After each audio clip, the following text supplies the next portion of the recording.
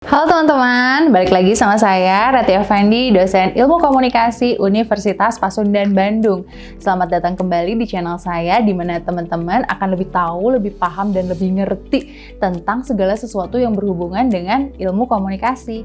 Tentunya dengan cara yang menyenangkan dan pastinya akan bikin teman-teman semua auto ngerti. Nah, teman-teman, video-video yang saya buat ini bukan buat anak-anak yang lagi belajar ilmu komunikasi aja, bukan buat teman-teman yang lagi sekolah ilmu komunikasi aja, calon sarjana, magister, doktor, bahkan ilmu komunikasi.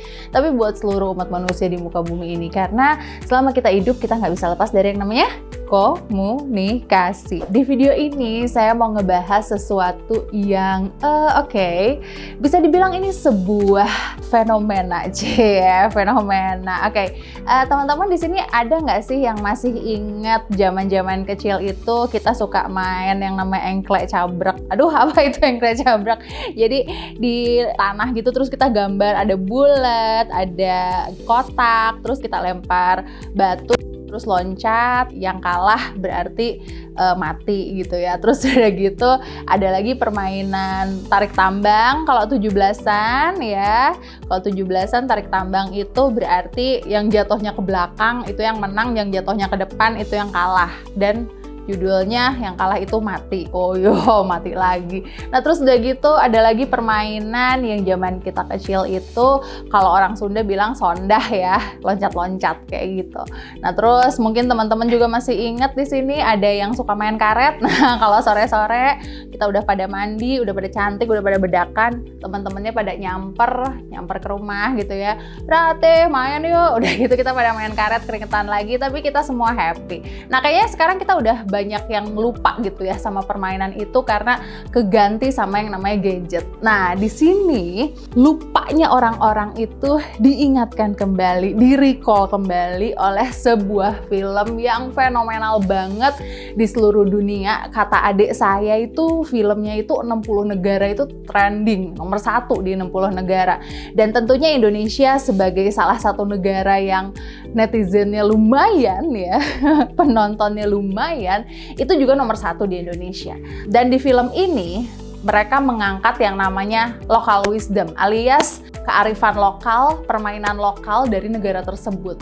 Di luar kebiasaan negara ini yang biasanya mengangkat tema-tema yang nggak jauh dari cinta ya, nggak jauh dari romantisme, nggak jauh dari tema keluarga. Tapi dalam hal ini mereka ngangkat local wisdomnya itu adalah permainan. Mungkin teman-teman udah bisa nebak saya mau ngebahas film apa di video ini. Kalau ada yang bilang, oh Miss Rati mau ngebahas Squid Game, bener banget, 100% ya.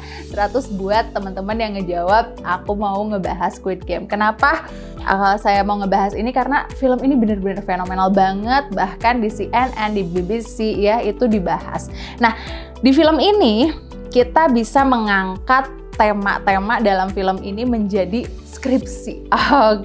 Nah teman-teman yang lagi bingung banget nih, aduh aku pengen bikin skripsi, aku udah di semester akhir nih, bingung mau bikin skripsi apa, tapi gara-gara pandemi kita jadi nongkrongin Netflix melulu, dan di kepala tuh ada film drakor, dan terus udah gitu teman-teman kebingungan pengen bikin skripsi, judulnya apa, temanya apa.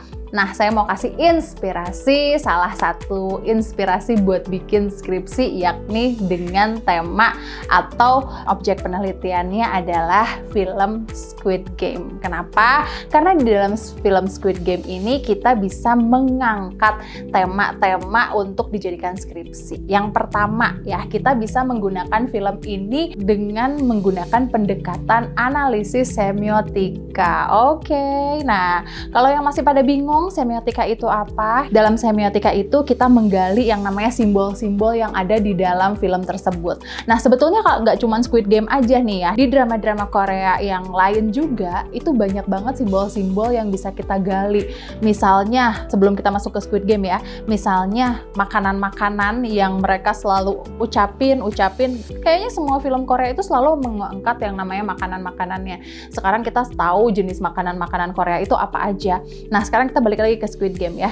Simbol-simbol yang ada di dalam Squid Game ini yang bisa dijadikan skripsi itu apanya sih, Miss Rati? Oke, dalam film Squid Game ini kita bisa mengangkat makna konotasi denotasi di dalam film tersebut. Makna konotasi denotasi atau makna semiotika di dalam film tersebut kita bisa gali dari filosofi game yang mereka mainkan. Misalnya nomor 1, itu game yang pertama dimainkan dalam film Squid Game itu adalah red light, green light. Kalau disandingkan dengan permainan di Indonesia itu petak umpet ya. Jadi dia yang jaganya gitu, terus dari itu dia ngitung 1 sampai 25, teman-temannya itu pada ngumpet. Nah, terus selama dia mencari, temannya itu sembunyi-sembunyi nyentuh tempat dia berhitung itu dan bilang 25. Nah, tapi kalau di dalam film Squid Game ini dia berhitung dengan nyanyian ya, begitu dia nengok itu kita harus nge-freeze ya, terus dia nutup mata lagi, nengok lagi, dia harus nge-freeze lagi, dan yang kalah itu mati, literally mati ditembak. Oke. Filosofinya kita bisa gali di situ, dan itu bisa menjadi salah satu inspirasi dalam kita membuat skripsi. Makna konotasinya apa, makna denotasinya apa, makna tersiratnya apa, dan makna yang ingin dikonstruksinya itu apa. Nah, permainan yang kedua misalnya yaitu permainan dalgona ya, dalgona candy. Oke. Nah, di Indonesia juga ada dalgona candy. Kalau di daerah saya itu namanya permen gulali, jadi karamel gitu ya. Nah, itu jadi sebuah salah satu permainan yang boleh jadi ada filosofinya di dalamnya. Itu bisa kita gali dengan menggunakan pendekatan makna konotasi denotasi juga. Kemudian juga ada permainan tarik tambang. Nah, permainan tarik tambang dalam hal ini adalah kita menunjukkan solidaritas atau kekompakan antara pemain satu dengan pemain lainnya. Dan di situ kita ada filosofi trust ya, kepercayaan terhadap sesama pemain. Nah, itu bisa kita gali dalam ilmu komunikasi. Pendekatannya boleh menggunakan pendekatan Charles Sanders Peirce atau pendekatan dari Saussure. Kemudian permainan yang selanjutnya adalah marbles, atau kalau di kita itu kelereng ya, kalau bahasa Sundanya itu kaleci ya. Kalau di sini mereka itu bertaruh pemain mana yang kelerengnya paling banyak. Nah, tapi kalau di daerah saya itu bertaruhnya itu kayak biliar gitu disusun gitu, terus gitu diselentik ya, yang mana yang menang. Nah, itu ada filosofi yang bisa kita gali dengan menggunakan pendekatan Charles Sanders Peirce maupun Saussure. Kemudian permainan yang selanjutnya adalah glass stepping stone, di mana mereka harus loncat dan mereka harus menebak kaca mana yang tebal dan yang tipis. Jadi kalau misalnya mereka salah nebak, injeknya yang tipis, ya mereka bakal jatuh dan mati, literally. Oke, mati dengan arti kata yang sebenarnya. Mungkin kalau dari permainan lokal kita itu, kalau di Sunda itu ada yang namanya ucing jidar ya. Ucing jidar tuh ya kurang lebih sama. Jadi kita loncat dari satu box ke box yang satunya lagi. Dan itu lebih menggunakan insting. Dan memang pemain yang terakhir adalah pemain yang paling beruntung karena ada jejak yang ditinggalkan oleh pemain pertama. Nah, kemudian permainan yang terakhir adalah Squid Game itu sendiri, di mana ada kotak, ada bulat, ada segitiga, yang dimana mereka tidak boleh keluar dari shape-shape tersebut. Ya mungkin kalau misalnya di awal video saya bilang ada engklek cabrek, kemudian ada ucing sondah gitu ya. Nah, itu juga kurang lebih sama. Kita loncat dari box satu ke box yang lainnya, tapi kita nggak boleh sampai kena garisnya. Nah, kalau misalnya teman-teman bertanya-tanya, Miss, jadi pendekatannya bisa pakai Sanders Peirce atau Saussure? Nah, kita bisa pakai pendekatannya dua-duanya. Kita bisa melihat dari makna konotasi denotasi. Setelah kita melihat makna konotasi denotasi, barulah di situ kita bisa menggalinya lagi dengan pendekatan Berger dan Thomas Lackman, di mana dalam pendekatan itu kita menganalisa konstruksi realitas sosial dari film ini. Oke, apa sih konstruksi realitas sosial dari film ini? Kalau misalnya teman-teman perhatikan, di film ini adalah sebuah promosi gratis, adalah sebuah kendaraan yang digunakan oleh pemerintah Korea secara tidak sadar untuk mempromosikan local wisdom dari negara Korea, di mana mereka mempromosikan kearifan lokal yang ada di sana, bahwa permainan-permainan ini tuh ada loh, dan permainan-permainan ini tuh keren gitu loh. Dan ini memang sudah, kalau misalnya teman-teman perhatikan, permainan-permainan ini mungkin generasi sekarang itu nggak ada yang tahu ini tuh permainan apaan. Bahkan mungkin teman-teman yang lagi lihat video ini bertanya-tanya, Miss gulali itu apaan sih? Saya nggak ngalamin gulali. Kalau zaman dulu itu saya tuh sampai ngantri gitu loh di tempat gulali itu ya. Kalau misalnya teman-teman seumuran saya mungkin tahu permen gulali itu apa. Nah kemudian kalau misalnya dilihat lagi, konstruksi realitas sosial dalam hal ini adalah mereka sudah memperlihatkan bahwa kini manusia sudah berada dalam era kapitalisme, di mana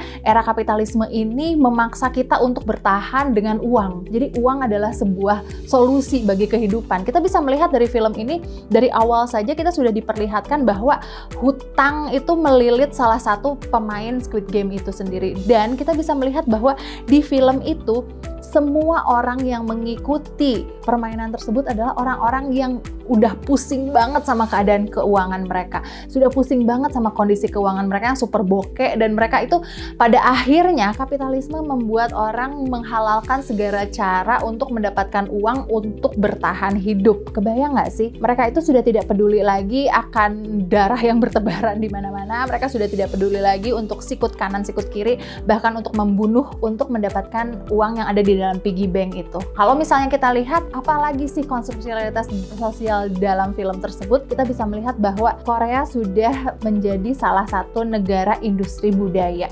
Kenapa kita bisa bilang begitu? Secara tidak sadar, penetrasi budaya Korea itu sudah betul-betul mempenetrate hampir ke seluruh dunia. Even yang tadi saya bilang di awal bahwa di Paris itu ada salah satu tenant yang menjual merchandise Squid Game, bahkan kostumnya, helmnya, pokoknya segala sesuatu yang berhubungan dengan Squid Game itu sendiri, dan ngantrinya luar biasa.